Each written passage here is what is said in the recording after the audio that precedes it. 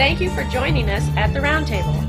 Brought to you by Community Education Arts, a nonprofit organization based in Noblesville, Indiana.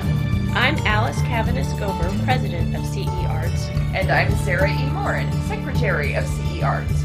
Let's sit down at the Roundtable.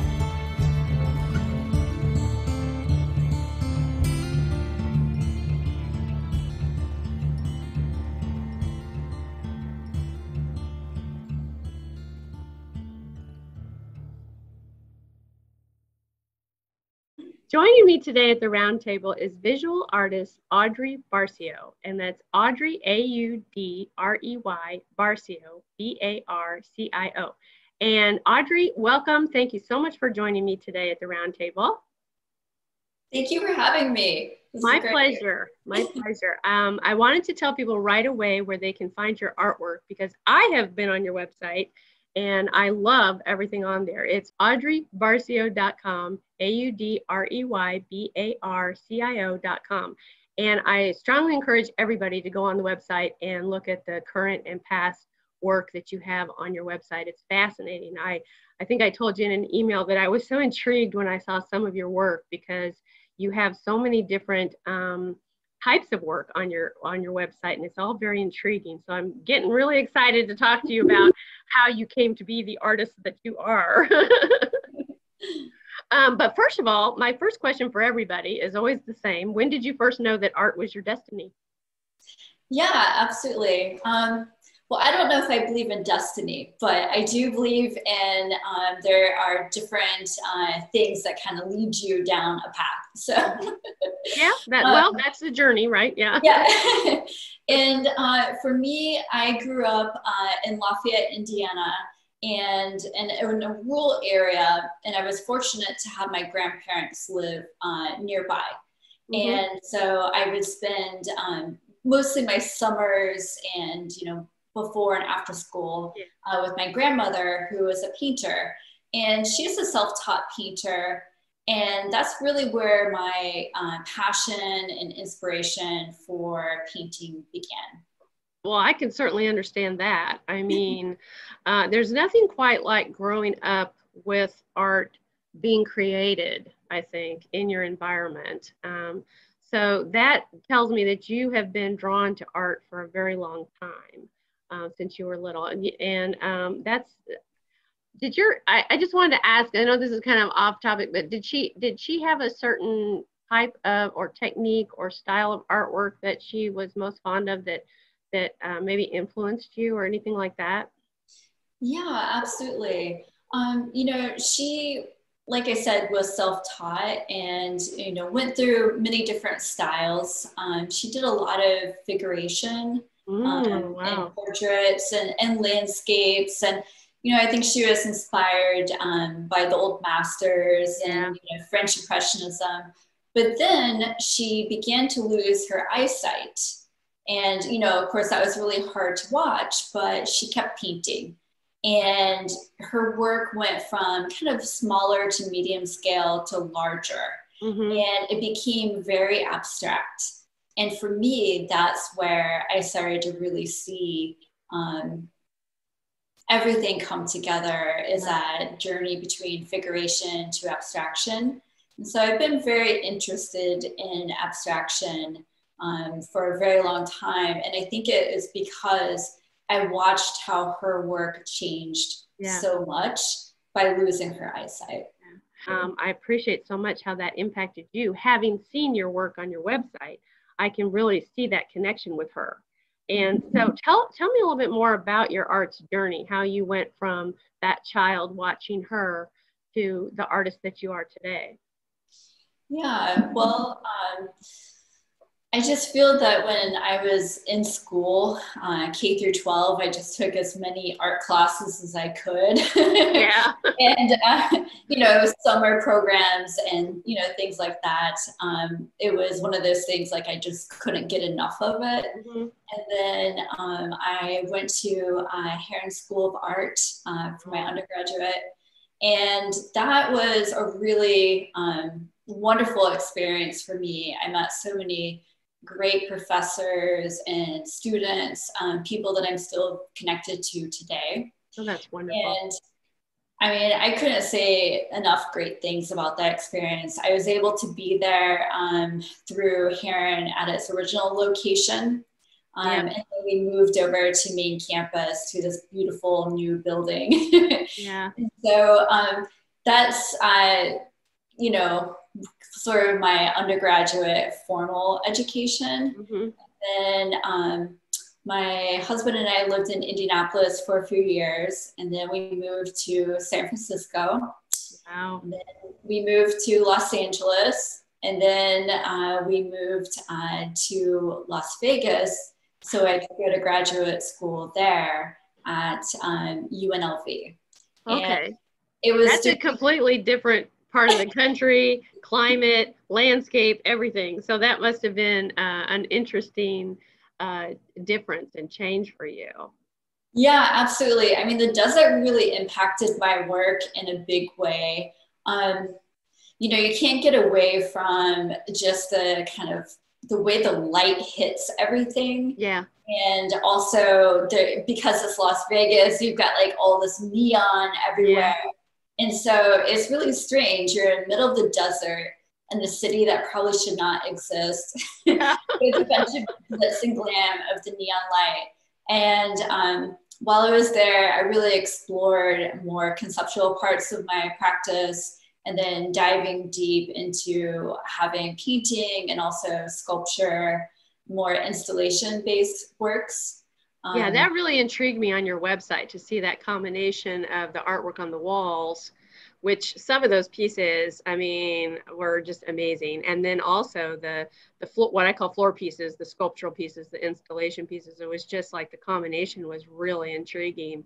I keep thinking of this one series of paintings that you had on one wall where it's like, I'm probably not describing them well, but it's a series of paintings that are all the same size, and the background is basically white, and then running across them is this like black stripe that kind of feathers up and down. And you know, I'm not sure if that's just one paint medium or if it's different techniques and mediums within the painting. But it really was eye-catching, and I felt strongly pulled to that series of paintings. Sorry, I'm kind of on a fangirl tangent about your artwork. Yeah, absolutely. And those are fairly large. So they're 4 panels. They're 8 feet high. Wow. Right. And they're made out of like making homemade gesso in a way. Yeah. Uh-huh. But I added some extra things into the gesso, including bone powder, and then also working with marble dust. And so I would lay that down on the panels and then sand it down with a power sander. Oh, and so for that series of work, I was really thinking about the idea of work, action, and labor. Yeah. And I was thinking a lot of my background growing up in the Midwest and coming from, you know, very much like a laborer family. Mm-hmm. And really wanting to give a bit of a nod to my heritage and my roots through that work. And then that large, almost kind of mark going through them on the wall and onto the surface of the paintings. That was sort of thinking about marking time. And, you know, it's something that's the effect that it had on me. It was like, I definitely felt a progression of time and space, and I want to say the word effort, which is, you know, like work. So it worked. It was a really, I mean, really, I got it. It was good. Yeah. Thank you. It really spoke to me. Yeah. Thanks. Yeah. So, wow, that's so remarkable. So after Las Vegas, okay, we got you to Las Vegas, then what? Sure, absolutely. And so, you know, you always have this existential question of where do you go after graduate school? Yeah. Mm-hmm. I also spent some time in New York as well. And so it was kind of thinking about, you know, where did I want to go and what felt right. And after living on the West Coast for, I guess, close to 8 or 9 years, really strangely enough, started to miss seasons. Mm-hmm. And so that was like the starting point. Like I wanted to live somewhere where we had seasons again. Yeah. Because I think when you are living in an area with relatively the same climate year round, it starts to really affect your sense of time and memory. And when you grow up with that kind of rotation, you miss it, you know, after a while. And so, you know, kind of thinking about where to go, and Chicago seemed like the perfect middle ground. We had friends here, had a few connections in the art world, and my husband and I are both from Indiana, so it's close enough to family, you know, that you don't have to, you know, spend a few $1,000s on a round trip plane ticket just to visit them. Yeah, exactly. I feel like that's a you know, a step in the right direction for a lot of artists. I've talked to several artists who were so excited that they had like an exhibit in Chicago, even though they live in Indiana. That was like something that was on their list of a highlight, you know. And so I feel like if you're living there, absorbing that culture and that and yet feeling at home because of the seasons and because of the proximity to Indiana, that's such a wonderful combination for an artist to experience. Yeah. So, okay, well, is there anything that you'd like to share about, I always like to ask people, you know, the tough question of, you know, obstacles and challenges that you might have faced. And sometimes, you know, that helps other people who are, you know, listening in or whatever to kind of feel, you know, encouraged in spite of the challenges that they might be facing. Right. So far, I feel like you've had a dream journey, but nobody's journey is absolutely perfect. So share what you can with us about any obstacles or challenges that you feel you might have faced. Yeah, absolutely. Well, I should note that I'm the first in my family to go to college. Wow. And also to go to college for art is completely unheard of, especially I think in the Midwest. That's huge. That's a major change. Yeah. And in addition to that, I paid my way through by working. Okay, so financial obstacles always, right? Yeah. Yes. And that kind of led me down to an interesting path. I worked in the restaurant business and fine dining through undergraduate, and actually was really fortunate to have that path because it was evenings and allowed me to go to school during the day and, you know, stay up late if I needed to work, you know, after waiting tables to work on my paintings. So that was sort of my obstacle, was, you know, working to pay my way through Herron. But it kind of has its positives in some way. I got really interested in wine during that time. And when I moved to San Francisco and, you know, you're trying to figure out what type of job to do as an artist, I ended up working for a really famous restaurant, and I became a sommelier. And then that kind of led me down to... Okay, that's the first time I've heard that at the roundtable interview. Yay!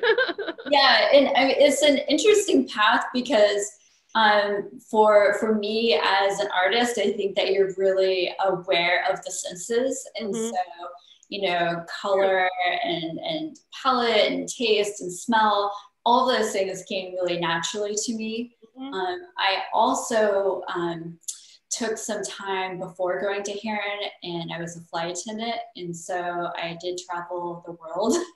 Wow. Experienced a lot of different places. And so I think kind of like those two combinations led me towards, you know, I guess a night job or a career path that allowed me to, you know, put some money aside and, you know, take care of some plans for graduate school. And then when I did go to graduate school, I went on a full fellowship. Oh, that's wonderful. That's and after all that hard work, I mean, that had to be so rewarding to feel like finally you could just focus on your work, your artwork, and not worry about, you know, I got to go clock in somewhere, or I got to show up and do the day job kind of thing, or night job, you know, I mean, that had to be just so rewarding. I'm so happy for you that you got that opportunity then. Thanks. So worry free, you know. Yeah, absolutely. And I think some of the other things is just having, giving yourself the permission to be an artist. I think that's something that is hard to give ourselves. It is that permission and confidence. You find yourself constantly saying, you know, well, this is what I do for money, but I really am this, you know. And I think it's not uncommon for artists to feel that way, but I think musicians, actors, I mean, so many people in the creative field. And I think what we all need to do is give ourselves the permission to not worry about how much money we make, but instead, you know, what are we really passionate about, and what is our purpose? Right. That we want to give, you know. Yeah, I agree with that wholeheartedly. I think that's and certainly going into kind of just naturally leading into our next little question here, you know, the impact of COVID-19 on artists of all kinds, creative people of all kinds, and venues and galleries and everything. Allowing yourself to feel that art and creativity, no matter what your genre, medium, whatever, is of value in a world so consumed by financial value, you know, and statusy kind of financial careers and things like that. I think it has made the COVID-19 thing even more challenging for the artistic community, because it's not like we were high up there on the list of priorities for, oh, how valuable are you as an artist, you know? And now we're faced with, you know, all the challenges that COVID-19 is bringing, not just everybody, but artists in particular. And I feel like that has impacted a lot of the artists I talk to in terms of how they feel, for lack of a better word, almost like their self-esteem or confidence as an artist. Some of them have found wonderful ways to maximize their potentials through teaching classes on Zoom or doing instructional YouTube videos or whatever. But a lot of them are not feeling that empowered. They're feeling more challenged. And I think that adjusting to this global pandemic that is unprecedented in our lifetimes, you know, has been a huge challenge for all of us. How have you managed to, I don't want to say like adapt, but for lack of a better word, using my favorite Darwinian, you know, Darwinian word, adapt to COVID-19? Sure, absolutely. Well, I am really fortunate where I teach at Ball State University. So I'm an assistant professor there in painting. And I live during the week in Muncie, Indiana, and then on the weekends, mostly the weekends, I'm in Chicago. Okay. And so, you know, I kind of have like two different worlds that I'm kind of navigating within. And it's interesting because when I'm here in Chicago, my husband works from home. He's a writer, and you know, we stay in. Everyone keeps really safe and you know whatnot. But then when I am in Muncie, I have to be you know, in-person class teaching, and several of my students have had COVID. Everybody is totally fine, thank goodness. But it is much different. You know, it's different working with all your protective gear on and your mask and you know, I remember my first week of teaching after a summer of, you know, being pretty quiet, working in my studio, and just, we live close to a lake, so like walking a lot.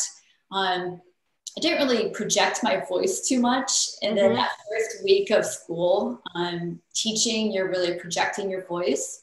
And especially through a mask, right? Yeah, absolutely. And so when I got home, I really, like, my throat was really hurting. And I was like, oh, I got COVID my first teaching. And I was really paranoid and really afraid because I had played it really safe. since we went remote last spring. Yeah. And so, of course, I got a COVID test right away, and it was negative. And my teacher just said, you know, you're using your voice more, projecting than what you're used to, and it was hurting. Yeah, you know? yeah, it's like a sore muscle. I totally understand how scary that is when, you know, you're in a situation where you have what you think is a symptom of this terrible, you know, virus in this pandemic that has affected so many people and cost our humanity so much. I know Muncie and I know Ball State, and I'm very happy that you are able to continue doing that work in their arts department, and also have your own kind of artistic life and personal life in Chicago. I think that's a really interesting, I don't want to say dichotomy, but you know what I mean? It's an interesting two worlds that you're navigating. And I think I'm looking forward to seeing how that plays out in your artwork. Speaking of what's going to play out in your artwork, what is on the artistic horizon for you? Yeah, absolutely. So right now I'm working towards a solo exhibition that will be November, December, this time next year. Okay. And that is in Bozeman, Montana, which I've never been to. You'll love it. You'll love it. Yeah. I'm very, very excited, and it's with a wonderful gallery called Echo Gallery, and I'm so excited. That's a huge highlight in your arts journey, I would say. I would say that is amazing. I hope there will be a digital component to it that we'll be able to access from far away, because I won't be going to Bozeman, but I'd love to see that exhibit. So anybody out there who's going to be in Bozeman next November and December, go to the Echo Gallery and see Audrey's work. Yeah. What else are you working on? Anything a little closer to home? No, that's about it right now. Yeah. So it's a large space, and just really working on a new body of work for that. Yeah. That's so cool. Do you think you'll do like some of the installation pieces, the floor pieces, and the wall pieces? I don't know yet. I'm so excited. That's the perfect answer. I love that. Yeah. I don't know yet. Yeah, I mean, I have some ideas and some plans. So sometimes it takes me a while to really think about for solo exhibition. It's a little bit more challenging to do. Sure. To fill the space the way you want and have it say what you want it to say. Yeah, and I think that's the biggest thing, is trying to decide what it is that you want to communicate, and then build the works around that idea. Right. And so that's where I'm at right now, is kind of diving down that rabbit hole. That's so exciting. Congratulations on that. I'm so excited for you. I can't wait to see what comes of it. So, okay, well, I've taken up enough of your time. I thank you again so much for joining me at the round table. I'm going to encourage everybody again to go to your website, audreybarcio.com, and they can find out how to contact you there and everything. So just keep doing what you're doing, because I just loved it, and I'm so happy that you came on the round table today. Thank you so much for having me. You're welcome. This has been At the Round Table with Alice and Sarah E. of Community Education Arts. Our nonprofit organization is based in Noblesville, Indiana. You can find us online at CEArts.org. We'd like to thank James Weston for writing our intro music and for his technical savvy. Join us next time at the Round Table.